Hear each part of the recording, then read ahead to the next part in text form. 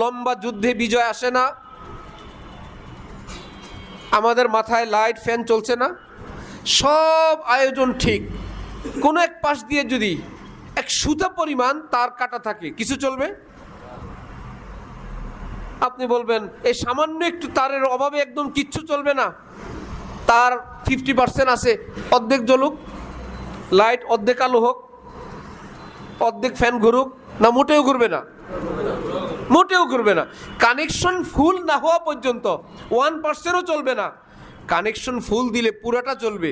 ঠিক আমরা যেরকম ইসলামের অল্প একটু আমল করে মনে করি এইটুকুন লাইট তো জ্বলা দরকার, আমার অন্তরে এইটুকুন তো শান্তি আসা দরকার, আমি যতটুকুন আমল করি আল্লাহর নূর রহমত তো আসা দরকার না। নেগেটিভ পজিটিভ দুইটা তার আছে, কিছু কাজ করণীয়, কিছু বর্জনীয়, ইমার্জেন্সি যেগুলো, ওই দুই তার যখন পুরাপুরি হবে তখন সে ইমানদার চিৎকার করে বলবে এ কौन आया कि धीमी पड़ गई लो शमे महफिल की पतंगों की आवाज़ उड़ने लगी चिंगारिया दिल की। এতদিন সূর্যকে বড় মনে হইতো, এখন সূর্যকে দেখলে অন্ধকার অন্ধকার লাগে, কারণ সূর্যের বানানেওয়ালা আল্লাহ ওই বান্দার অন্তরে নিজের নূর বর্ষণ শুরু করে দিয়েছেন। আল্লাহ, আমি আল্লাহকে পেয়ে গেছি, সূর্য এখন কেমন কেমন জানি লাগে, ফ্যাকাশে ফ্যাকাশে লাগে।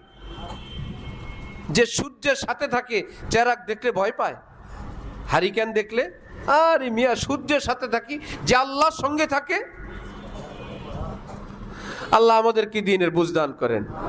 সাহাবায়ে কেরাম আমল করলেন, কিছুক্ষণের মধ্যে আল্লাহ পাক কাফের মুশরিকদের অন্তরে এমন রোগ, এমন ভয় ভীতি দিলেন, একে একে সব পলায়ন শুরু করলো। তাহলে কথা কি হলো ভাইরা?